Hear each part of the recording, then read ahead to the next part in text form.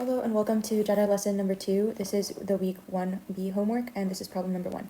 So a positive point charge Q1 creates an electric field of magnitude E1 at a spot located at distance R1 from the charge. The charge is replaced by another positive point charge Q2, which creates a field of magnitude E2 equals E1 at a distance of R2 equals 2R1. How is Q2 related to Q1? Okay, so first I want to go ahead and draw an image and then we can get into defining the terms that I've talked about. So I'm going to call it, for the first example that they give us, we know that the charge Q is a distance R1 from the charge. So we can draw Q1 as being here. And then we have distance, which is R1 from the charge. Oops, I'm going to do a charge like that. Ooh. Okay, that's the charge. And then it has a magnitude, creates an electric field magnitude E1. Okay, so that's E1. And this is point P. Okay, now we can do it for scenario 2. Maybe I'll do it here so that we have room to work. Okay, and then it's going to be similar in the sense that we also have another Q. This is going to be Q2. And then we have the distance, R2 equals 2R1, which is given here. And then our electric point, or our point P, is, then we have here, it's given here, the magnitude is E2 equals E1. Okay, so now that we have this, we need to see how Q2 is related to Q1. So first, you want to look at the formulas that we're going to use. And the magnitude of the electric field is given by Coulomb's law, which is, the equation for Coulomb's law is E equals K times Q over R squared. And then some of the variables we're going to define here, which I'll define them here on the side, are going to be E, which is the magnitude of the electric field, and it's represented by, one second, its SI units are newtons per coulomb or volts per meter. And then we also have Q, which is the magnitude of point charge. SI units for Q are coulombs.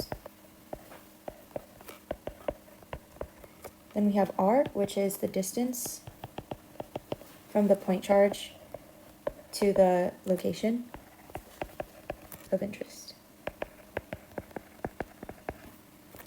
And these are measured in meters. And then last but not least, we have K, which is Coulomb's constant. And then this is around 8.99 times 10 to the 9th newtons meters squared. Okay. So now that we have this, we can go ahead and plug in what we know to our equations. So for this first part here, we have the charge is Q1. Point charge is Q1. Field magnitude of E1 at a spot located distance R1 from the charge. So we have E1 equals K times Q1. Remember, we're plugging into this Coulomb's law equation over R squared 1. And then for the second scenario, we have, again, we're using Coulomb's law, so we're going to plug everything in. E2 equals K times Q2 times R squared over 2. And then we can simplify this to be K times Q2 over 2R1 squared, which is equal to K times Q2 over 4R squared, and then 1 here. And then since the problem tells us which creates a field magnitude of E2 equals E1, we can set both of these equations equal to each other. So then we have E1 equals E2, and then we just plug in this value and this value. So we have K times Q1 over R squared equals K times Q2 over 4R. And then we can simplify both of them. So then we know that K's will cancel out because they're on both sides of the equation. And then we also have these R's are going to cancel out because they're common terms. And then we are left with, or I should do an arrow, Q2 over 4 equals Q1, which then leads us to Q2 equals 4Q1. And I got this by multiplying by the reciprocal, so it's 4 times 1. These cancel out, and then we do the same here. So we're left with 4Q1. Okay? And then this will be our answer that we're looking for, so let's go ahead and check. And that checks out. Okay, now we can move on to the second problem, and this states that the drawing shows a positive and a negative point charge. The negative charge has a greater magnitude, where the line that passes through the charges in one spot, where on the line that passes through the charges is the one spot where the total electric field is 0. Okay, so we're trying to find where that location is, where the total electric field is 0.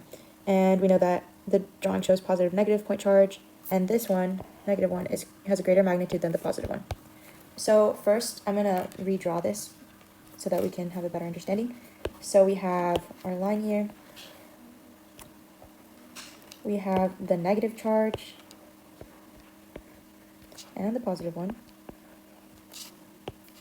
Here's our midpoint. And then here we can write, this is negative Q2 and positive Q1, small. And then we also have E1 and E2 here. Let me make this line a little longer. Oh, I should have made them different colors. Okay, that's okay. I'll do E1 here, which is going to point this way, and then E2 is going to point the opposite direction.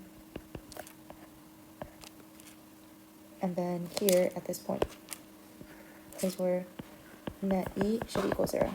Okay, so now that we have that drawing here, one of the formulas that could be of use is the electric field one. So we have E net equals E1 plus E2. And then also the magnitude of point charge, remember, is E equals K times Q R squared. Perfect. And then I'm going to define some of the terms, and then we'll get started with solving the problem. So E, as we know above, is the electric field vector. Actually, this wasn't mentioned above. This is the electric field vector. And the SI units are newtons per coulomb. And then Q is the point charge magnitude,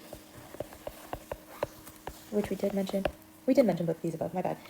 SI units are coulombs. R, we know, is the distance from charge to the location of interest. And SI units are meters, and then K is Coulomb constant. Again, I'll write it down here so we have it. 8.99 times 10 to the 9 newtons times meters squared per coulomb squared. Perfect. Okay. Now that we have these defined, then this is more of a conceptual question, so there's not math really involved in this, so I'm just going to go ahead and explain what we're doing. So two things that we have to know for the net electric field to equal 0 is that, number one, the two field vectors have to point in opposite directions. And number two, they have to have equal magnitudes. Okay, which means that E1 has to equal E2. And so then now we're going to go through each point in this line, each section in this line, and we're going to talk about if these sections match up the two criteria that we need for the net charge to be 0. So between these two charges, we know that the electric field is pointing away from the positive charges, and then it's pointing to the negative charges. So then in this middle region, the positive charge pushes to the right, and the negative charge pulls to the right. So since both vectors point in the same direction, which is right, then they add up, the two vectors add up, so then we know that they cannot cancel out. And then to the right of the negative charge, so this section here, the vectors point in opposite directions, and even though they point in opposite directions, there's one point that's always going to be closer to the negative charge, and the negative charge will have a larger magnitude because it's to the right of this. So then, since that happens, then E2 will always be stronger than E1. So this is not true here. And then to the left of the positive charge in this section here, we know that the positive is going to push this way to the left, and then the negative is going to pull to the right. Okay, so they're going in opposite directions.